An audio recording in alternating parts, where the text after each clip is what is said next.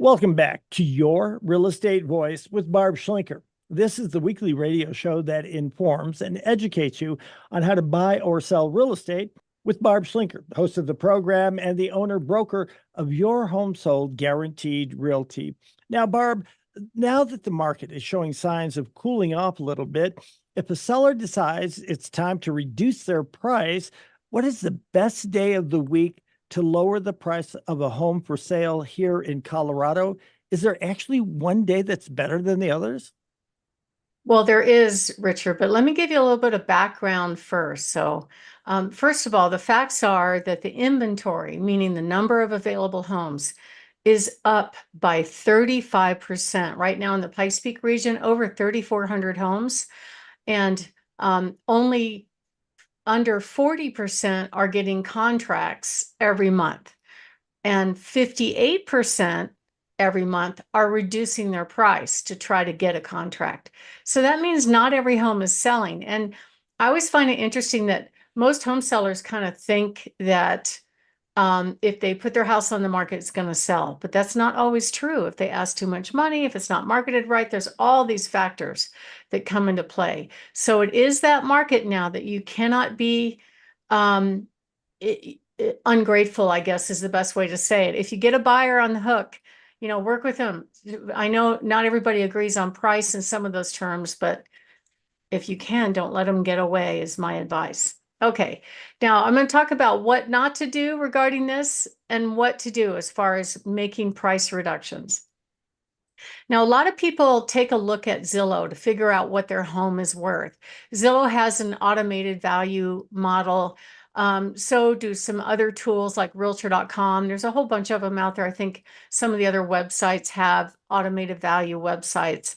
But if you think about what Zillow does, they are in the business of getting buyers and sellers to click on their website and give up their contact information so they can sell those leads to real estate agents. That is what they do.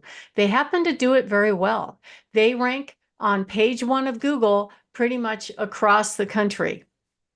And so they have become kind of the go-to site for consumers regarding their quote alleged home value and buyers looking for homes. So they kind of won the internet game. They just kind of stomped on the real estate industry and figured it out really quick. And then they took advantage of it by saying, hey, we can sell these leads to agents and they'll pay for them.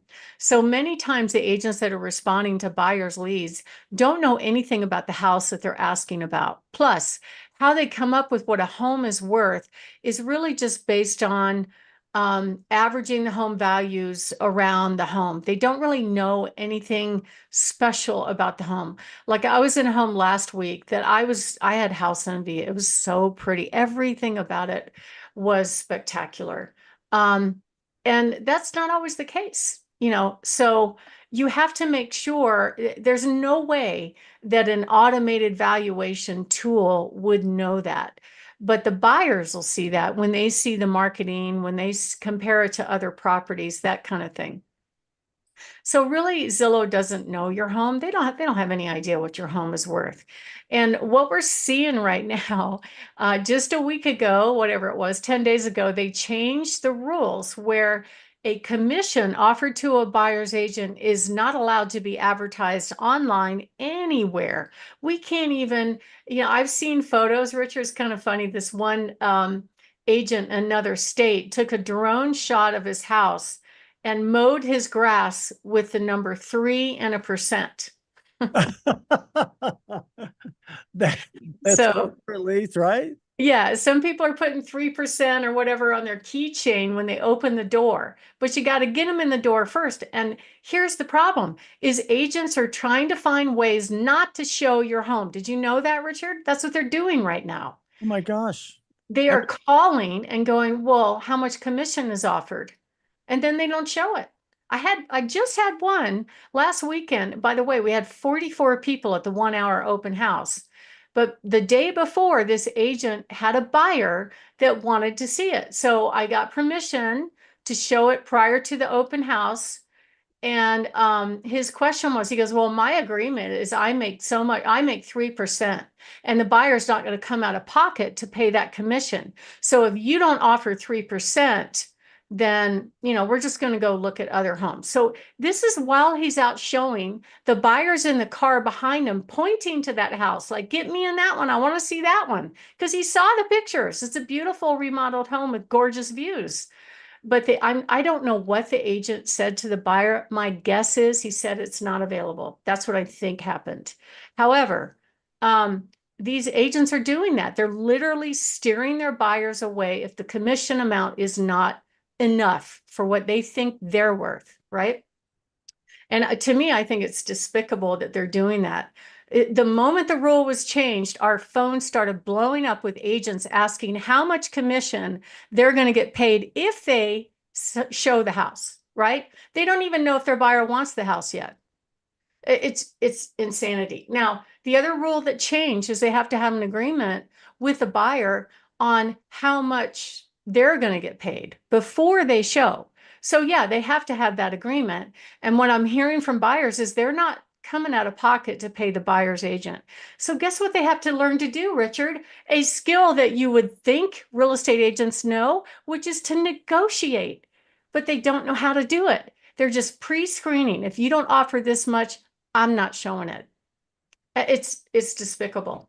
They don't teach you that in real estate school. I mean, they don't do that in law school, but they don't do it in real estate classes either. You have to learn it yourself through experience, of which you have a couple of decades. And there are multiple ways to negotiate your fee. The state actually put it in the contract. I want to get paid this much, and this is how it's going to happen, right? Okay, well, that's fine. But at the end of the day, the seller gets to counter that. They get to decide whether or not they're going to pay that much based on the value that the agent brings and based on the merits of the offer. That's how it should be. It makes it completely negotiable. And I don't know. I just find that these agents are very entrenched, almost like it's an entitlement that if I show a home and you buy it, I'm entitled to 3% because I opened the door and I wrote a 10-minute contract.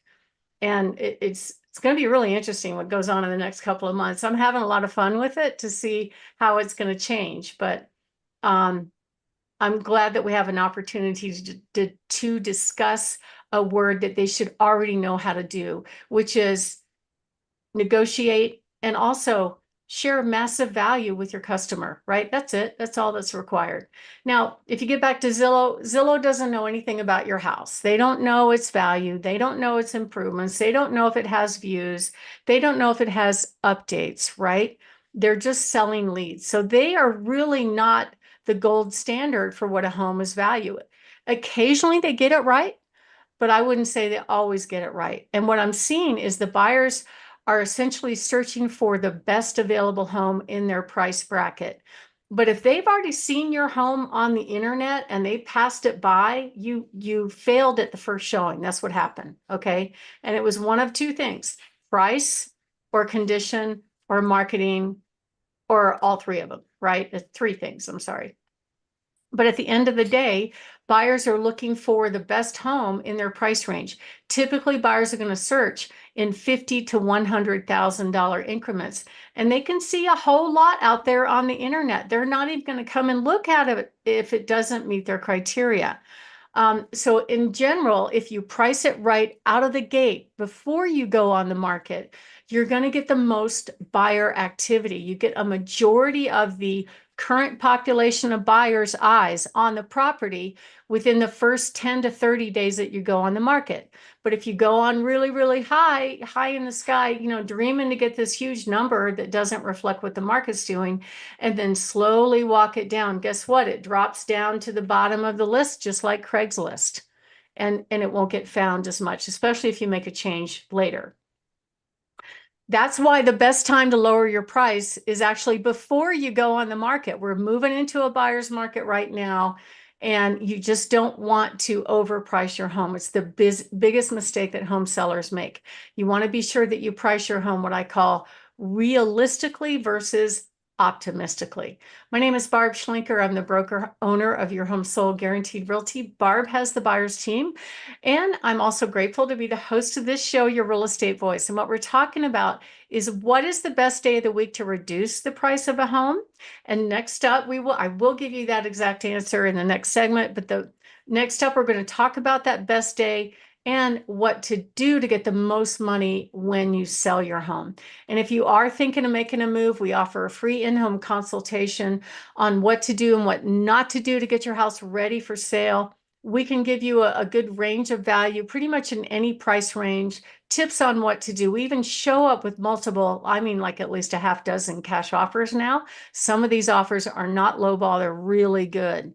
And so that's what we offer when we first meet. And there's no cost or obligation to the meet. So give us a call, 719-301-3900, or go to barbhasthebuyers.com. Richard? You're listening to Your Real Estate Voice with Barb Schlinker of Your Home Sold Guaranteed Realty. And if you are thinking of making a move, call Barb, 719-301-3900. Barb, we're talking about reducing the price on a home. So what is the best day of the week to lower the price, and how long should a seller wait before a price adjustment is made?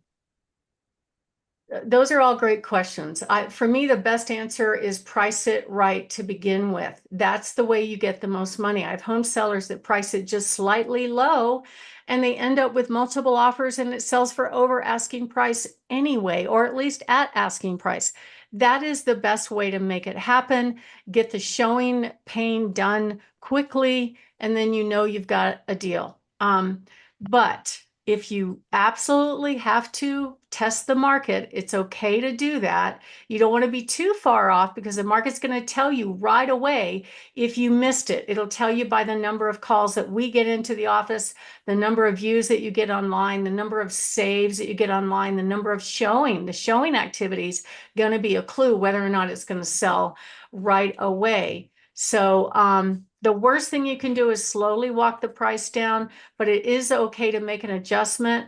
And when to do that would be on, believe it or not, drum roll, here it comes, Thursday, not Friday, and certainly not Saturday, because people have already decided what they're going to look at on Saturday.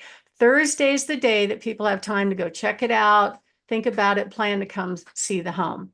So that is the day to do that. And I would definitely, though, always price it what I call realistically versus optimistically before you even go on the market. And that's what we help our sellers do. So give us a call. We'll give you a really good idea what your home will sell for in this market right now, how much you'll put in your pocket when it sells, what to do to get ready, what not to do to get your house ready for sale. Plus, we show up with cash offers and the easy button if you don't want to deal with having a bunch of people come through your house in the traditional sales process. Call us at 719-301-3900 or go to barbhasthebuyers.com. Richard? We're going to take a short break. When we come back, we're going to be talking about, do you need to pay a buyer agent when you're buying a home in Colorado? Some of that's new information. Barb's got that. Plus, we'll have Barb's hot new listings. You want to stay tuned for those.